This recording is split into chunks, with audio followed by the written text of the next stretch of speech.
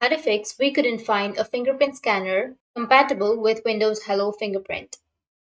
So if you want to fix we couldn't find a fingerprint scanner compatible with Windows Hello Fingerprint, then what you need to do is first you just need to simply open up your services. Now under services, you need to click on any service and then press W. And here you will have Windows Biometric service. Right click on it and then go with properties. Under properties, make sure the startup type is automatic, and then you need to just stop the service if it is already running and then apply. And once you've stopped, you need to again open it up and then again start the service and go with apply and OK. Now, the next thing you need to do is just open up your file manager. Under your file manager, go with this PC, go with C drive, and then scroll down, find the Windows folder, open up the Windows, go with System32, open up your System32, and then go with winbio plugins, which is right here. And after that, you will have the face driver option. If you have that folder, you just need to simply double click and open that folder. Once you open that folder, then you can right click on your Windows and then go with the device manager.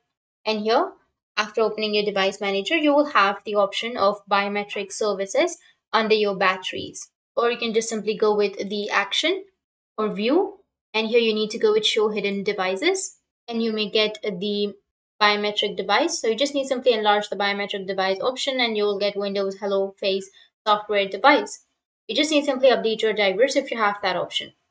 But if you don't have that option, then you just need to simply go with start, and under start you need to search for local group policy editor, and it will take you to this kind of interface.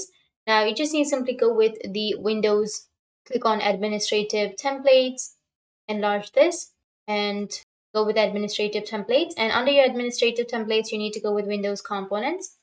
Under Windows components, you'll have biometrics option. Go with biometrics. And under biometrics here, you will have allow the use of biometrics. So you just need simply right click on it and then go with enable.